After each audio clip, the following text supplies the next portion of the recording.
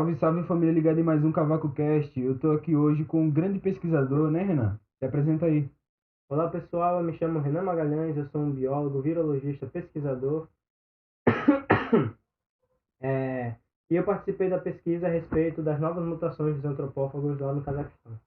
Que loucura, cara. Tem que ser muito doido ou ter muita coragem para fazer o que você fez.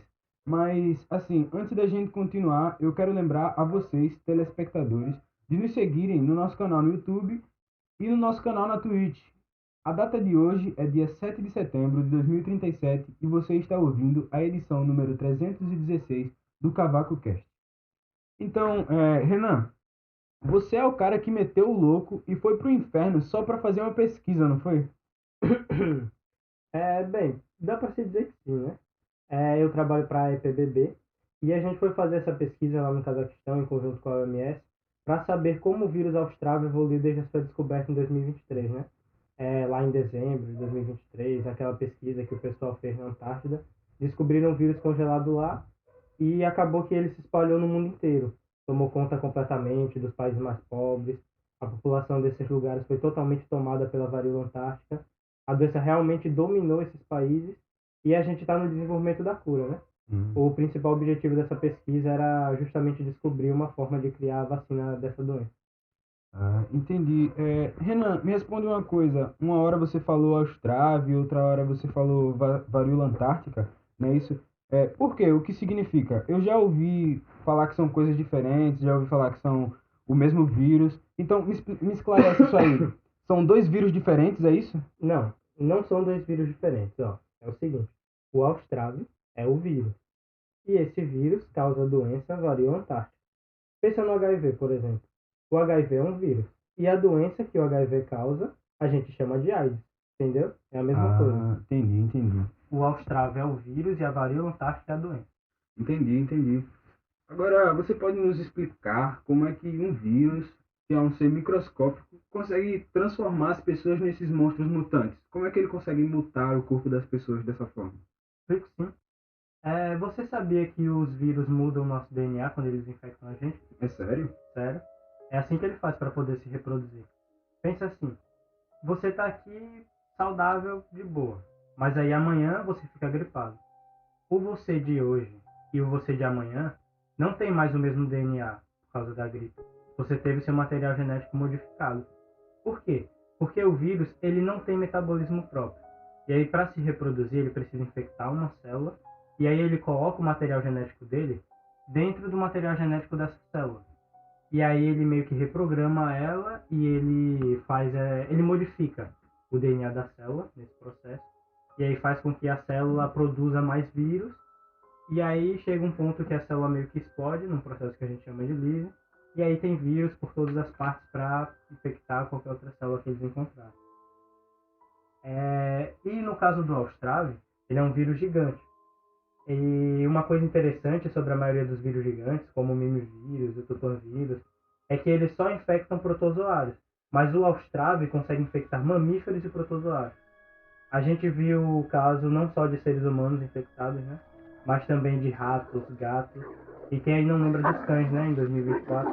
A pior coisa que você podia encontrar na sua frente eram esses animais na forma de mutantes rondando as ruas. Sim, sim, mano. O Brasil mesmo virou uma selva. Você ouvia eles uivando à noite, correndo em alcateias, matando tudo que vinham pela frente. Era horrível, parecia mesmo com um pesadelo. Uhum. Lá no Cazaquistão tinha relatos até de ursos infectados. Sério mesmo, mano? Um urso? Cara, tem muita história maluca que você escuta lá. Mas voltando, o Austrália consegue modificar os genes dos infectados de uma forma muito mais profunda do que um vírus comum. E é justamente essas supermutações que fazem essas transformações no corpo das pessoas. Entendi. Até porque é no nosso DNA que tá as nossas características, né? Se mexer ali já era. Sim, sim. Doideira, cara. Agora, por que a pesquisa foi feita especificamente no Cazaquistão? Então, é porque lá é uma região de fronteira entre a Europa e o Oriente Médio. A gente tem que lembrar que só na América do Norte e na Europa é que a sociedade conseguiu se manter, né? Depois da pandemia do Austrália. A Ásia, a África e a América Latina foram dizimadas. A varíola antártica dominou tudo lá. Praticamente só tem mutantes lá, não tem nenhum ser humano saudável. Tanto que Ó, isso aqui é uma curiosidade interessante. A OMS, ela tem uma frequência de rádio que busca contato com os humanos desses lugares porque a única forma de uma pessoa viver nesses cantos é sendo imune, e só se for imune. Caramba, cara, que doideira, mano. Caso a gente encontre essas pessoas, a OMS resgata eles e serão realizados estudos para tentar desenvolver uma cura. Agora falando do Oriente Médio, né? A situação muda um pouco. Diferente da Ásia e da América Latina, por exemplo, lá as pessoas ainda, tipo assim, você ainda encontra pessoas saudáveis lá. Uhum. Só que não é que nem aqui na Europa. Lá as pessoas elas andam armadas, elas se dividem em bandos, elas lutam e matam para sobreviver. Elas atiram tanto em mutantes quanto até em humanos, se precisar. São verdadeiros sobreviventes, cara. Lá é uma selva de pedra, tipo. Sabe aqueles filmes antigos de zumbi? Pronto. É a mesma coisa. O mesmo cenário, aquele lugar virou um inferno na Terra, cara. Muito doido, cara. Agora, nos fala um pouco mais sobre as mutações que já foram descobertas, que a sua equipe já descobriu. Desculpa. Tá tudo bem. Se quiser, a gente traz uma máscara. Janzão, pega lá uma máscara. Não, não, tá tudo bem. É só que meu corpo não reage muito bem com o ar-condicionado. Ah, então foi por isso que você veio de luva, casaco, todo agasalhado, cara. Relaxa. Ô, Janzão, aumenta a temperatura aí, tá muito frio. Oxe, na hora, caramela. Ah, não precisava, cara. Não, não, tudo bem, vai ser melhor pra você. E sobre as mutações, como é que elas funcionam? Ah, sim. É... Bom, primeiro eu vou falar dos estágios iniciais da doença. Desculpa. A primeira fase é chamada de varíola. Começa a aparecer bolhas nas mãos e nos pés da pessoa e com o tempo elas se espalham para o corpo inteiro. Lembrando a varíola comum mesmo. Mas o seu diferencial é que o infectado sofre uma degeneração no cérebro. Isso faz com que ele desenvolva um comportamento agressivo e também uma sensibilidade maior aos estímulos externos, né? Isso quer dizer que, tipo assim, ele se incomoda com a luz, ele se incomoda com sons, que, tipo assim, pra gente é normal, pra ele são sons muito altos, e até o vento batendo nele, o cérebro dele interpreta como se fosse alguém tocando nas costas dele. A segunda fase é o antropófago. E aqui é o seguinte, a pessoa que você conhecia, que ficou doente, que ficou contaminada, ela não existe mais. Aquela pessoa está morta. E no lugar dela existe uma criatura selvagem, com tendência à violência extrema. Se eles veem algo se movendo, eles vão bater, eles vão morder, arranhar e até devorar, seja lá o que for. Algumas bolhas começam a estourar nessa fase e deixam feridas abertas no corpo inteiro. E a terceira fase é a do antropófago mutante. Aqui o infectado sofre a mutação extrema. No começo da pandemia, a mutação mais comum era desenvolver espinhos pequenos na coluna e as suas pernas era como se os joelhos fossem para trás, lembrando um pouquinho pernas de animais. E aí isso fazia com que eles corressem mais rápido. Só que com essa pesquisa que a gente fez, né, a gente descobriu várias outras formas de mutações que são totalmente diferentes dessa. Ah, entendi. Mas, assim, como é que o mesmo vírus causa variações, assim, causam diferentes mutações? Eu pensei que um vírus transformava todos os infectados em uma mesma coisa. Então, isso acontece justamente porque o Austrave ele é um vírus gigante. E isso faz com que ele seja infectado por virófagos. Ah, o que isso quer dizer? Quer dizer que ele é um vírus que pode ser infectado por outros vírus. Caraca, mano, que doideira. Pois é. E o que acontece com um vírus gigante infectado por um virófago? Quando o vírus gigante invade a célula e põe seu DNA no DNA da célula para produzir mais vírus gigantes, a célula vai produzir apenas virófagos, porque o vírus estava contaminado. E o virófago faz com que apenas o seu material genético seja passado para a célula. É meio confuso, mas você conseguiu entender? Acho que sim. Basicamente, se o virófago infectar um vírus, o vírus vai criar novos virófagos, não é isso? Sim, sim, isso mesmo. E nesse processo, a célula sofre uma mutação diferente, porque ela entra em contato com o material genético somente do virófago.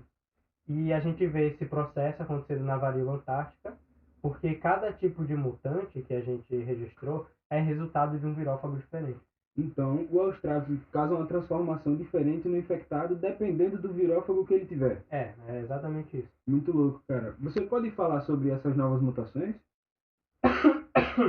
Claro, eu trouxe aqui fotos de alguns deles. Ah, então era isso que tinha na caixa. Cara, O que aconteceu com esse aqui? Isso é realmente uma mutação? Sim, é. O povo do Cazaquistão chama esse aqui de obolotka. Mano, que parada sinistra. O que são essas coisas no corpo dele? Então, isso daqui são placas de queratina que ele desenvolveu nos músculos. É um exoesqueleto. São bem resistentes e servem para proteger ele, como uma armadura. E eles são cegos, ó. Daqui. Eles criam uma proteção na cabeça que cobrem os olhos deles, aí eles não conseguem enxergar. Eles são muito grandes, mano. De acordo com a nossa pesquisa, a média do tamanho deles é de 2 metros e a média do peso é de 140 quilos. Imagina você ficar cara a cara com um desses, mano. Ainda bem que eu não tive esse azar, né? Os cazaquistaneses contam que eles são muito fortes. Que quando eles correm dá até pra sentir o chão tremendo, cara. Muito sinistro, cara.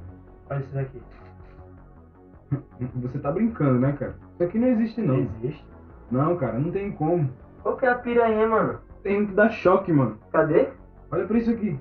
Cara, ele é muito bizarro, mano. Bicho feio. Esse daí eles chamam de medusa. Esses fios no corpo deles são nervos que cresceram para fora do corpo. E o cérebro desses caras sofreu mutações que fazem eles produzirem muito mais eletricidade do que o normal. Eu não sei se vocês sabem, mas o nosso sistema nervoso funciona à base de eletricidade.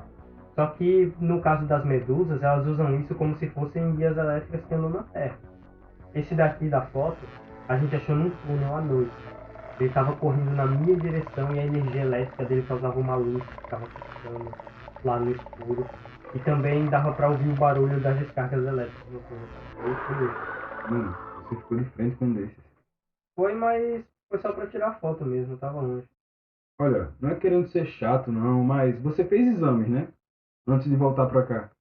Sim, nem se preocupa com isso, tá tudo bem. Eu não tô infectado. Você perguntou por causa das tosses, né? Também, não vou mentir. Eu tava tossindo mais pelo ar-condicionado. Eu fiz os testes quando voltei da expedição e deu negativo, você pode ficar tranquilo. Ah, tá. Já tava pensando que eu ia ter que ir. Peraí, você tá armado? Claro que eu tô. Desde a criação da legítima defesa sanitária, eu levo minha Glock pra qualquer lugar que eu vou. A gente nunca sabe quando tem um infectado na nossa frente, né? Vai me dizer que você também não anda armado. Cara, é porque eu não acho isso certo. Como é que não é certo, cara? Então, quer dizer que se você visse um infectado no meio da rua, você não ia matar ele. A legítima defesa sanitária serve justamente para isso. Se você não fizer isso, o cara vai espalhar a doença por aí e no final vai virar um monstro. É melhor sacrificar uma única pessoa do que deixar várias outras morrerem. Não, eu consigo entender o seu ponto, mas essa lei permite que você mate o infectado nos estados iniciais. Ainda tem um ser humano ali. E tirar a vida de alguém assim. Eu não sei, cara. Eu não acho isso certo, eu não concordo com isso. Como assim, cara? Ô, gente, desculpa interromper aí, mas o pessoal do chat tá dizendo que hoje é o dia da independência do Brasil. Aproveitando que hoje só tem brasileiro no estúdio, queria saber quem lembrava aí. Eita, é verdade, né? Hoje é dia 7 de setembro, que é o dia da independência do Brasil. É. É triste, né, cara, o que aconteceu com o Brasil. Eu fico sempre mal quando eu penso nisso. Mas também, né? Não tinha como ser diferente. Um país cheio de pobreza, doença, tudo sujo, mal cuidado. Antes mesmo do Austrália surgir, eu já tinha me mudado pra cá. Tenho parentes aqui e a situação aqui sempre foi melhor. Eu já não tive esse privilégio. Eu só vim para Portugal quando a varíola antártica estava dominando o país. Eu cheguei aqui nos navios imigrantes. Eu acabei me separando da minha família. E até hoje eu não sei o destino que eles tiveram. Provavelmente entraram em algum dos navios infectados que não deixaram desembarcar, né?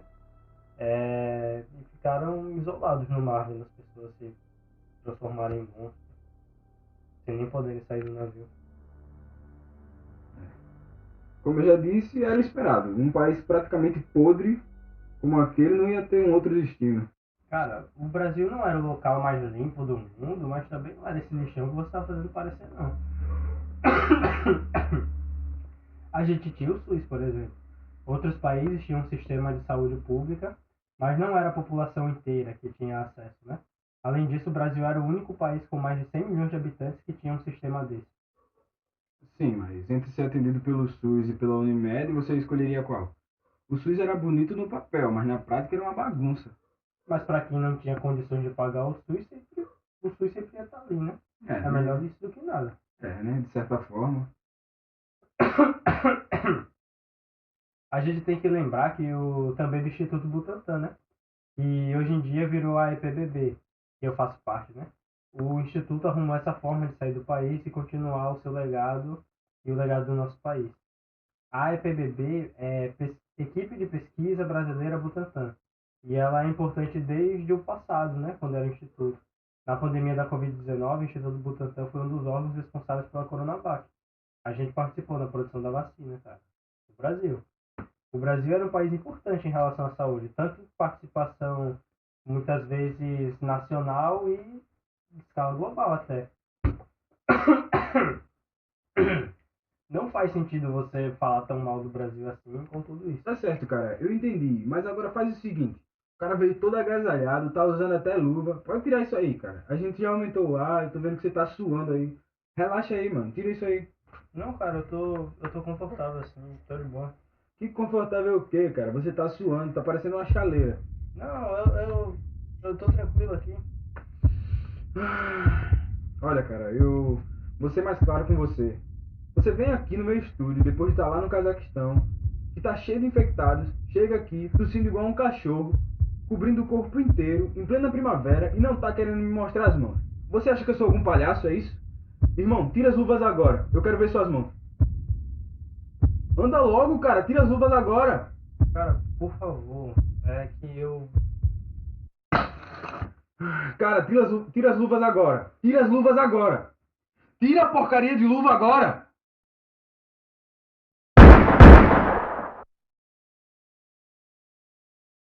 Ô, Genzão, encerra aí a transmissão.